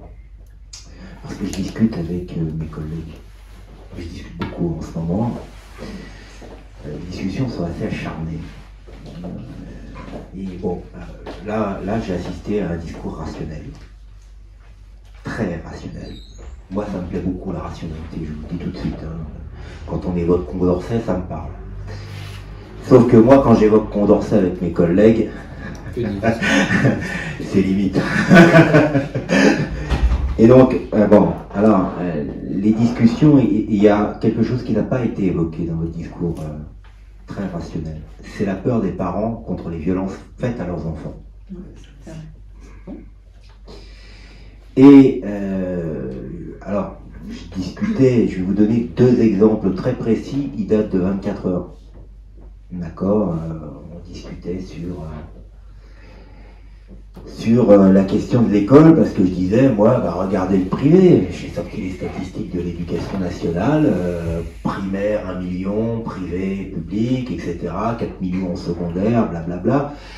Et je leur dis, mais vous regardez les moyens, vous allez vous apercevoir assez vite que le ratio parallèle, c'est pas le même quand même. Hein, si vous... Oui, mais moi, j'ai la liberté de protéger mon enfant. Et pas simplement de lui donner un parcours. Oui, de protéger mon enfant. De la violence. Alors, je vais très cru, puisque il y a un peu quand même une ouverture. La violence des immigrés et derrière, donc immigrés égale étrangers dans leur tête, donc c'est pas la même chose, et immigrés égale noirs et arabes dans leur tête, évidemment, alors qu'il y a plein d'immigrés qui ne sont pas noirs et arabes. Mais voilà la symbolique, voilà l'enchaînement. Hein. Et on parle de quelqu'un qui habite Rueil-Malmaison dans un pavillon. Voilà. Donc en fait, lui, il est totalement dans la symbolique. Et sa femme est instite. Pardon, professeur des écoles. Je ne sais plus comment on les appelle d'ailleurs. Donc voilà. 2e exemple. Population cadre moyen. Voilà. Dont un qui descend d'une famille de pieds noirs. D'accord. Ok. Je vais évoquer son parcours colonial, mais ça lui a pas plu. Non, je rigole. Mais, 2e exemple. Lui, il était choqué par le fait que des jeunes issus de l'immigration, hein, clairement, des nanas qui sont issus de parents algériens, hein, il m'a dit ça. Hein. Grosso modo, ils disent, moi je suis choqué quand ta fille, il me dit, voilà, ils n'arrêtent pas de cracher sur la France. Tout ce que la France fait, c'est pourri. Et effectivement, là, on est vraiment dans le symbolique. Hein. J'ai beau mobiliser tous les arguments rationnels que j'ai, voilà, les chiffres, le machin, etc. Rien à faire. 3e élément, l'école publique, c'est pourri. Avant, c'était bien. Maintenant, c'est pourri. Et ils plaignent les profs en plus. D'accord ? Donc, voilà les 3 symboles, parce que c'est de la symbolique. Hein. C'est pas du rationnel, c'est de la symbolique. Alors, comment on détruit ça ? C'est ma question. Est-ce que vous souhaitez intervenir maintenant, parce qu'on a 2 autres interventions dans la salle, ou on enchaîne ? Parce qu'il y a Anne, il y a Annette, et je vais bien dire un mot. Bien sûr. Peut-être là sur parce que c'est assez... C'est dense. Assez dense, oui. Oui. Alors sur les lettres de motivation et Parcoursup, je crois qu'il va y avoir une solution. Hein. Elle s'appelle ChatGPT. Quand tous les gamins auront fait leur lettre de motivation avec ChatGPT, je pense que ça sera fini. Ça va s'arrêter là. Ce qui montre d'ailleurs la fragilité des critères sur lesquels repose Parcoursup. Parcoursup, moi j'en dis juste 2 mots. C'est quoi? C'est un problème de plomberie. De toute façon, il n'y a pas assez de place à l'université. Donc on trouve des critères pour ajuster les élèves qui souhaitent aller à l'université en fonction du nombre de places. La dernière grande politique universitaire, c'est Jospin. avec la construction de 3 universités par an. Ça fait 10 ans qu'il n'y a pas eu une seule université construite. C'est tout. Ah, donc là même chose, on n'est pas dans le symbolique. Hein, le concret pour supprimer Parcoursup, c'est relancer un grand programme de construction d'université. Il en faut 3 par an, à peu près, entre 15 000 et 20 000 étudiants. Là, il faut des moyens. Il faut des moyens. La France est sans doute l'un des pays de l'Europe qui consacre le moins d'argent à son université. C'est même moins d'argent pour les étudiants que pour les élèves du primaire et du secondaire, ce qui est quand même complètement effarant. Après, sur la sécurité, je comprends tout à fait, et les choses sont très justes. Mais juste une petite parenthèse, les lycées parisiens dans lesquels il y a de la drogue, c'est pas les lycées défavorisés. Non, mais c'est la violence au quotidien. Voilà, mais c'est la violence ressentie qui est appréciée par les parents, parce que c'est pas dans les établissements populaires que les gamins arrivent à acheter de la drogue. C'est plutôt dans les arrondissements aisés. Mais après, en effet, c'est un problème, et on rejoint le problème de celui de l'habitat. Moi, j'étais gamin dans la cité du Bois-l'Abbé à Chantilly. Je me souviens très bien qu'à mon époque, il y avait encore de la mixité sociale. Aujourd'hui, elle n'existe absolument plus. Et c'est fini. Et je crains même qu'elle soit relativement irréversible s'il n'y a pas une politique de la ville extrêmement puissante, qui n'existe pas. Hein. Moi, je suis sénateur des Hauts-de-Seine. Dans les communes un peu huppées, les parents pétitionnent et sont prêts à payer pour qu'il n'y ait pas une augmentation du nombre de logements sociaux. On en est là. Donc tant qu'il n'y a pas une action très volontariste de l'État pour rééquilibrer et pour remettre de l'habitat social là où il n'y en a pas, on n'y arrivera pas. On n'arrivera pas à résoudre ces problèmes. Je partage complètement votre sentiment selon lequel l'école ne peut plus réparer. Aujourd'hui, des blessures sociales qui sont béantes. On ne peut pas tout demander ni à l'école, ni aux parents. Il faut une politique interministérielle. Et c'est ce qui manque. Alors c'est vrai pour les collèges et lycées, mais c'est vrai aussi pour l'université. Regardez le logement étudiant. Le seul ministère de l'enseignement supérieur ne peut pas arriver aujourd'hui à trouver des solutions pour le logement étudiant, notamment dans les métropoles et particulièrement à Paris. Donc ce qui manque pour toutes ces politiques, c'est des projets qui permettent d'allier l'activité de plusieurs ministères. La santé, le social, la ville, etc. Et ça, on ne l'a pas. Ça, on ne l'a pas parce qu'il n'y a pas un projet collectif pour lequel on arrive à mobiliser la totalité des ministères. Donc chaque ministre reste avec ses petits problèmes qu'il essaye de gérer avec son budget. Et on s'en sort pas. Après, moi, ce que je dis de temps en temps aux parents qui mettent volontairement leurs gamins dans des écoles qui cultivent l'entre-soi, que être confronté à des gens qui viennent pas du même milieu, c'est aussi une extrême richesse sociale, et qu'on leur fait perdre quelque chose. Voilà. Et quand on cultive, comme c'est le cas en France, l'entre-soi, quasiment de la maternelle jusqu'aux grandes écoles, on se retrouve avec un gouvernement de ministres qui ne comprend plus le pays, qui est complètement coupé du pays. Gouvernement de technocrates, politiquement, c'est pas une réussite quand même. Hein. On voit bien que d'autres avant, qui avaient une culture un peu plus républicaine, hein, de gaullistes sociaux, restaient en prise avec le pays. Là, on a des élites de type anglo-saxonne qui ne comprennent plus du tout la réalité du pays. Et c'est bien évidemment un extrême danger pour demain. Je ne veux pas être plus long. Damien, je te laisse la parole. Je pense que c'est vraiment des points importants. L'évitement ethnique, ça existe. La peur de la violence, la peur du harcèlement, ça existe. C'est absolument légitime. Et là, il faut... un des intervenants a parlé d'écoles pourries. Mais je pense que la question elle est là, les gens ils savent qu'ils sont abandonnés. Les gens ils savent qu'on ne met pas les moyens dans les écoles et dans les établissements scolaires où leurs enfants sont affectés. Et il y a peut-être un peu comme pour la retraite où il y a une rupture du contrat républicain, il y a une promesse républicaine qui n'est pas tenue. Et donc, moi j'ai envie de dire que quand même le symbolique, ça commence par le concret et ça commence par remettre des moyens dans ces écoles, dans ces quartiers, et que ça se sache et que ça se voit. Alors bien sûr, il y a une dépendance absolue vis-à-vis de l'habitat, parce qu'il y a une boucle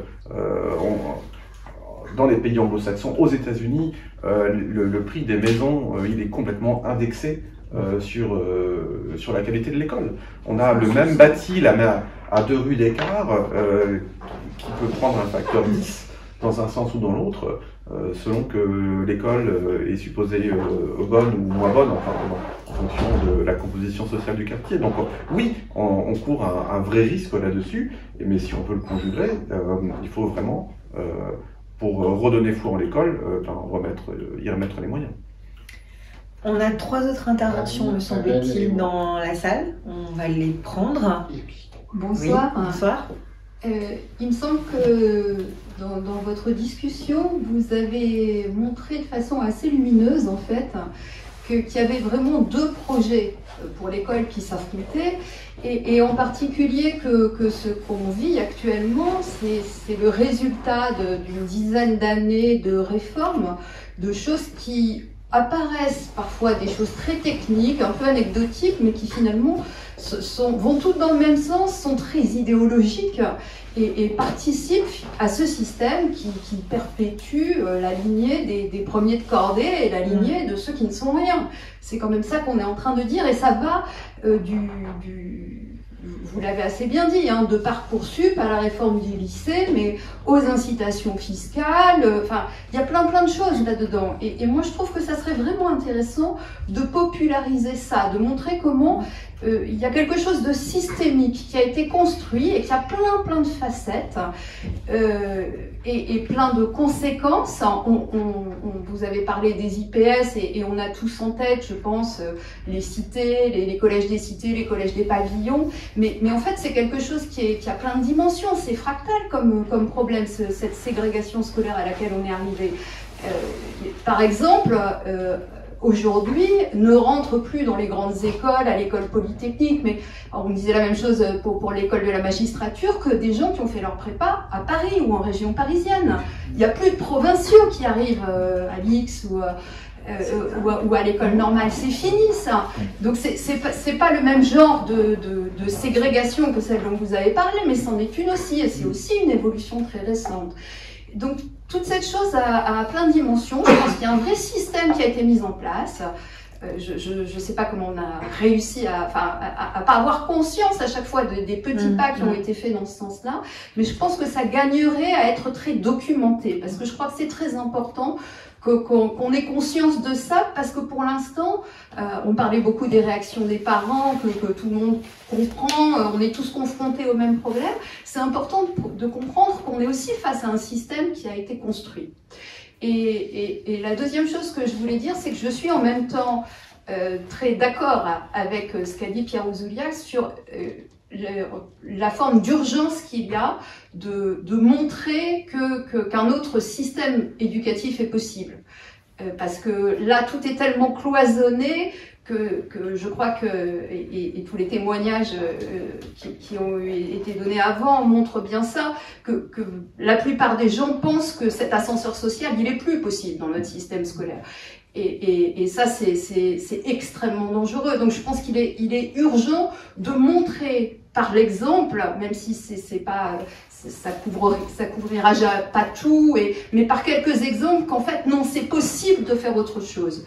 Et je crois qu'il y a une vraie réflexion, je ne sais pas par quel bout il faut la prendre et si vous avez des idées, mais de choses qui sont peut-être les moins difficiles à faire, mais quelque chose qui pourrait être fait rapidement pour montrer que oui, on peut reconstruire quelque chose qui sera probablement pas de réinstaurer tout de suite la mixité sociale entre les cités et les zones pavillonnaires, mais d'avancer dans ce sens-là pour redonner cet espoir, pour réenchanter cette école. Oui, bonsoir. Merci aussi à vous. J'ai beaucoup de choses à dire, alors je vais essayer de faire en style télégraphique. Oui, j'ai 4 enfants qui sont étalés de l'élémentaire jusqu'à la grande. J'ai fait la même chose qu'Aviva ces derniers temps, c'est-à-dire corriger les lettres de motivation de ma fille aînée pour Parcoursup ces dernières semaines. L'angoisse de la montée vers Parcoursup, elle commence de plus en plus tôt. J'ai vu le truc arriver parce que j'étais complètement sidéré quand j'ai vu ma fille aînée commencer à me raconter ce que c'était.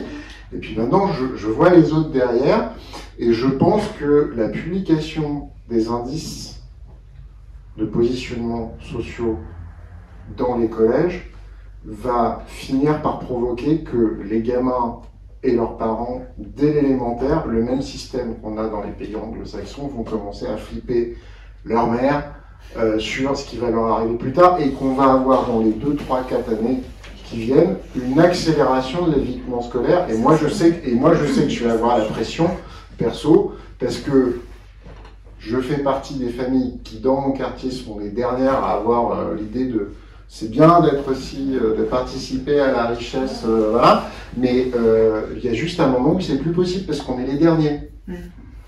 On est les derniers et je pense à un truc, c'est que ça joue dans les deux sens. Un témoignage il y a quelques années d'une collègue quand je bossais encore dans la collectivité territoriale, qui habitait Paris, un arrondissement parisien, où avec un collectif de parents d'élèves, ils se disaient c'est pas possible, on voit tous nos copains de la même catégorie sociale que nous se barrer dans le privé parce que difficultés sociales, publics en difficulté, ils font de l'évitement scolaire. Il faut qu'on aille voir le maire d'arrondissement socialiste pour lui dire faut faire quelque chose. Elle m'a dit on était consternés en sortant, la réponse a été vous inquiétez pas, avec l'évolution urbaine du quartier, dans quelques années, les gens que vous voyez fuir, vous allez les voir revenir parce que les autres ils sont partis. Ça marche dans les deux sens, c'est-à-dire qu'il y a des quartiers qui se dégradent et il y en a d'autres qui s'améliorent et dans tous les cas c'est de l'évitement croisé. Voilà. Par contre, attention à un truc, parce que je sais d'où je viens et il faut pas remonter à l'époque où on avait le concours à la sortie à l'entrée en 6e pour savoir que c'était pas mieux avant en réalité. J'ai passé mon bac en 91. J'avais un excellent dossier. À l'époque, c'était 3615 Code Ravel, hein, c'était pas Parcoursup. Mais on avait la sectorisation. Donc il y a des tas de facs où j'avais candidaté, on nous avait pas expliqué. En fait, j'avais pas le droit d'y aller. Et les dossiers pour les prépas, le mien, alors qu'il était bon, il a jamais été examiné, classé verticalement. Donc ça existait déjà à l'époque. Je vais utiliser un mot provocateur, échoué à Paris 8, j'en suis très content. Mais je suis pas sûr que ça a été le cas de tout le monde à mon époque. Voilà. Bonjour. Bonsoir. Bonsoir, pardon. Alors moi je suis professeure d'histoire-géographie et j'ai beaucoup voyagé dans l'éducation nationale et en Ile-de-France. Donc j'ai fait différentes académies, j'ai fait Créteil, Paris, et là je suis à Versailles. Donc j'ai un peu vu tous les élèves, tous les professeurs, tout ce qui se passait. Et la question que je me pose au niveau de l'éducation nationale, que ce soit dans le système de formation pour les professeurs, que ce soit pour les parents d'élèves, que ce soit pour les élèves directement, c'est l'image politique que l'on donne de l'éducation nationale. J'ai l'impression qu'aujourd'hui, l'éducation nationale, et en politique, c'est un élément de langage pour certains politiciens afin de gagner des voix. C'est un moyen voilà, on va faire ceci, on va faire cela, on va mettre ceci en place, on va faire ceci, on va faire cela. Et résultat des courses, quand on est au cœur de l'établissement, on se rend compte que financièrement, d'un point de vue aussi de personnel, d'énergie, de temps, les comptes n'y sont pas en fait. On n'a pas ce ressenti-là, en tant qu'enseignante, j'ai pas ce ressenti-là, et j'ai vu aussi la dégradation de certains établissements scolaires. Moi, l'établissement scolaire dans lequel j'ai vu une dégradation assez forte, enfin, pour moi, c'était pas une dégradation, mais si, c'était une dégradation, mais c'est quelque chose qui m'a énormément ébranlée. C'était quand j'étais en Master 1, j'étais là, à ce moment-là, j'étais pas professeur, j'étais AED. Et j'étais AED dans mon ancien lycée, en fait, où j'étais étudiante, enfin, où j'étudiais, où j'étais élève. Et on a eu une affaire d'assassinat l'année où j'étais AED. Et donc, j'ai été terriblement choquée, en fait, par la manière dont les choses ont été prises en charge, la manière dont, interministériellement, comme vous l'avez dit, il n'y avait pas de cohésion, et que le chef d'établissement va balancer la patate chaude à la justice, et puis la justice va balancer la patate chaude à la préfecture. Et donc en fait, il y a vraiment rien pour que la confiance soit regagnée tant au niveau des professeurs, tant au niveau des parents d'élèves, et tant au niveau des élèves. Et donc on se retrouve en fait dans une situation où il y a un abandon, comme tu l'as dit, mais il y a aussi la question de savoir à qui est-ce que je fais confiance. Est-ce que je peux faire confiance aux professeurs? Est-ce que je peux faire confiance aux élèves? Et est-ce que je peux faire confiance aux parents d'élèves? Et tout ça, je pense que c'est une très grande problématique en fait qu'on a, parce que au-dessus, en fait, politiquement, on n'arrive pas à faire confiance aux politiques, parce que justement, c'est devenu un élément politique pour faire des voix. C'est plus quelque chose, l'éducation nationale, c'est plus quelque chose qui transmet des valeurs, qui transmet des normes, qui transmet un savoir qui est fondamental pour chacun d'entre nous. Et donc, moi, la question que je me pose, c'est comment est-ce qu'on fait, nous, tous ensemble, pour pouvoir changer les choses? On parlait de quotas concernant les écoles privées, mais moi, par exemple, je défends l'école publique, l'école républicaine publique. Et donc, pour moi, l'école privée, dans l'état actuel des choses, ça ne devrait pas exister, parce qu'en fait, on est dans une situation où, soit on est bloqué avec Parcoursup, et moi, Parcoursup, je m'en souviens, je me suis battue pour que ça n'ait pas lieu, Parcoursup. J'ai fait partie des étudiants parisiens qui ont bloqué, qui ont fait la commune libre de Tolbiac, et qui ont mis tout ça en place. Et on a alerté les parents d'élèves, on a alerté les lycéens, on leur a dit, faites attention, faites attention, faites attention. Et on n'était pas entendus. On était vus comme la jeunesse qui casse, comme d'habitude. Et puis après, là, on se rend compte que maintenant, avec la réforme des retraites, tout le monde est touché par ce qui se passe actuellement. Et ça fait des décennies que ça dure. La dernière fois qu'on a eu un gouvernement qui tenait la route, et je le dis sans vouloir offusquer personne ici, c'était lorsque Jospin était Premier ministre. Après ça... On a eu Jean-Marie Le Pen au deuxième tour. Ça c'est vrai, mais ce que je veux dire par là, c'est que dans les années 90, c'était beaucoup mieux que... politiquement... On a tout privatisé. Il y a eu beaucoup de privatisation, mais ce que je veux dire par là, c'est que là aujourd'hui, on est en train ici. Non, je dis pas que c'était mieux avant. C'est pas le discours que je veux tenir.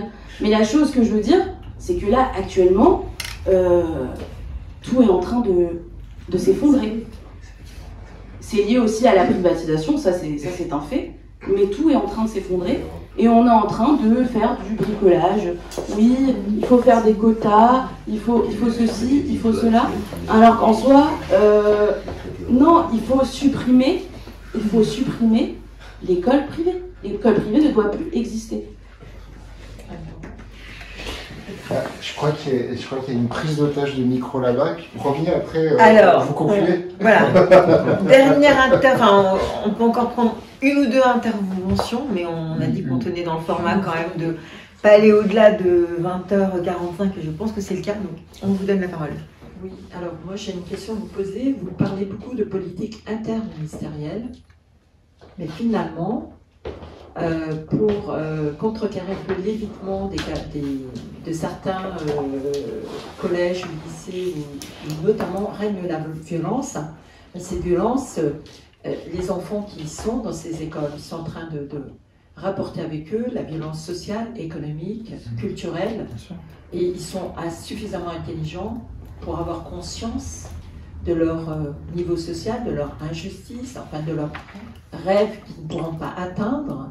Et donc, à ce moment-là, est-ce que le niveau collectivité territoriale, est-ce que là, il y aurait pas quelque chose à revoir? Bon, maintenant, je ne connais pas du tout quelles sont les attributions des collectivités locales en matière de tout ce qui relève de l'éducation nationale, etc., mis à part qu'ils se partagent les entretiens des bâtiments. La question se pose, est-ce qu'il ne faudrait-il pas s'intéresser à comment travailler la cohésion dans tous ces espaces, et notamment mettre l'accent sur la violence, puisque le maire est au courant de ce qui se passe dans sa ville. Enfin voilà, les associations, et une manière à essayer notamment de éradiquer la violence au sein des établissements, qui permettrait à ceux qui veulent les éviter de revenir et de calmer le jeu. Voilà. Alors vous ouvrez un vaste sujet voilà, qui va peut-être déborder, enfin qui déborde de notre débat, mais quand même peut-être quelques éléments de réponse sur la place des collectivités dans la politique éducative et dans cette nécessité de faire cohésion autour de l'école. Ouais. Moi je suis sénateur des Hauts-de-Seine, donc le conseil départemental des Hauts-de-Seine il se satisfait parfaitement de la ségrégation sociale, ça ne lui pose aucun problème. Et il donne tous les ans rigoureusement les mêmes subventions au public et au privé, que je vote pas. Le président du conseil départemental me disant mais vous n'avez pas le choix, c'est la loi. Si vous n'êtes pas d'accord, changez la loi. C'est ce que j'ai fait. Après, elle ne sera pas votée. Mais, donc les collectivités, certaines, vont dans le sens de ce que réclame leur électorat, de façon parfaitement assumée. Sur les différentes questions, moi j'aimerais poser 3 idées. D'abord, je suis encore un petit peu marxiste, et je pense que une des conditions de l'émancipation, c'est la prise de conscience de son aliénation. Voilà. Et que expliquer aux gens comment ce système éducatif les aliène et les ségrègue, c'est absolument fondamental. Il faut le faire tout le temps. Par ailleurs, sur les budgets, depuis la fameuse formule « il faut dégraisser le mammouth », tous les gouvernements successifs ont diminué le budget de l'éducation nationale, systématiquement. Et aujourd'hui, on arrive à un constat où même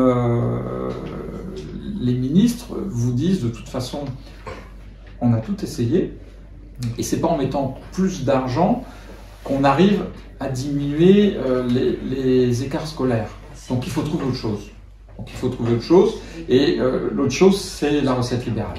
Mais alors ça, tout le monde le sait depuis des années, la meilleure façon de supprimer un service public, c'est de rogner ses moyens au fur et à mesure, de faire le constat que ça ne marche pas, pour trouver le prétexte d'une transformation néolibérale.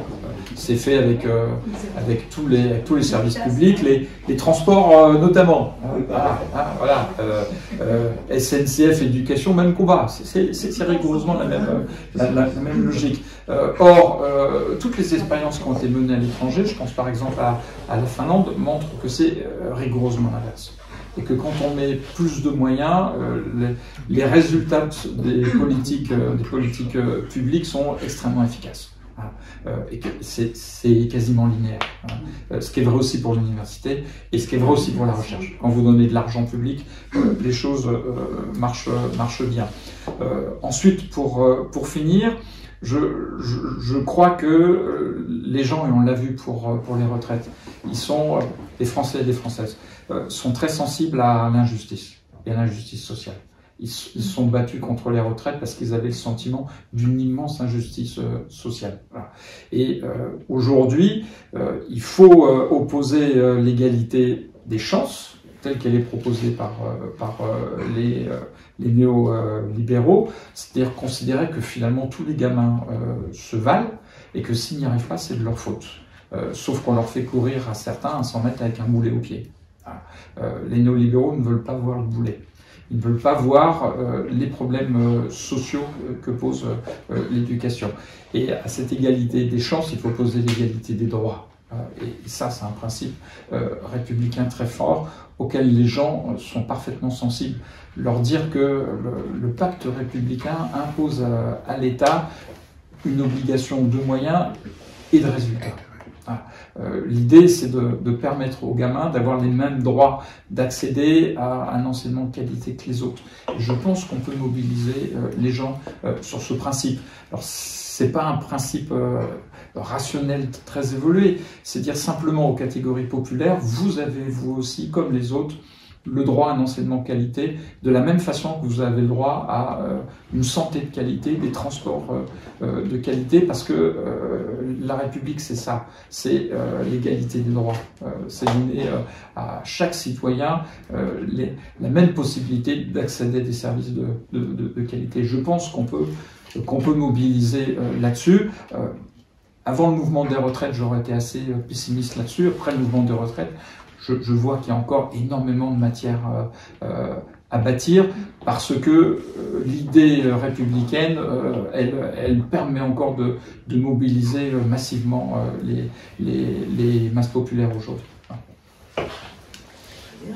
On a fait le tour des questions de la salle. Damien, est-ce que un mot de conclusion? Peut-être pour conclure, Pierre tout à l'heure a parlé de nation apprenante. Je pense que c'est un très beau projet. Qu'il faut discuter cette question d'éducation dans le cadre des discussions sur l'avenir du service public et qui passe encore une fois par être capable de donner à tous un service au moins équivalent qui permette la réalisation des droits. Et de fait, un enfant, quand il entre à la maternelle, il n'a pas les mêmes chances scolaires suivant que ses parents lui ont lu quelques milliers d'heures d'histoire ou qu'ils n'ont jamais vu un livre chez eux. Et donc, ça veut dire qu'il faut être capable de donner les moyens suffisants pour compenser ces déficits de départ. Et c'est notre responsabilité collective. Et juste pour terminer sur les collectivités territoriales ou le privé, moi je pense qu'on peut se donner aussi comme but que l'éducation elle redevienne nationale. C'est un petit côté jacobin, mais parce que parfois, quand on regarde le fonctionnement d'une école primaire, avec des personnels différents qui dépendent d'une collectivité territoriale pour la cantine, qui sont contractuels pour les activités après l'école et avec aucun dialogue entre les différents intervenants parce qu'ils ne savent pas qui appartient ou qui dépend de qui. Je pense que retrouver une cohérence pour un projet éducatif émancipateur, ça peut passer par la mission. Très bien, merci Pierre Julia, merci Damien Vandamour pour ce temps d'échange. Deux informations en conclusion. La première, c'est que le premier jeudi de Corbera, qui datait du 30 mars, eh bien, le podcast est en ligne. Vous pouvez le retrouver sur le site de GRS et sur les réseaux sociaux. Donc allez l'écouter, c'était sur le marché européen de l'énergie. Et deuxième information, c'est que notre prochain rendez-vous sera le 25 mai. Et donc on espère vous retrouver nombreux et nombreuses. Sur le thème de quelle stratégie de maintien de l'ordre, comparaison entre la France et l'Allemagne. Nous parlerons réflexion sur ce qui vient de se passer chez nous. Nous parlerons du maintien de l'ordre. Exactement. Merci Marie-Noël pour. Avec Fabien Jobard. Merci pour ce rappel. Voilà, merci aux intervenants pour ces témoignages extrêmement concrets qui, je l'espère, montrent que dans ces échanges, on sait à la fois être, et c'est nécessaire dans le concept, la projection, mais aussi la prise en compte du quotidien de nos concitoyens. Bonne soirée.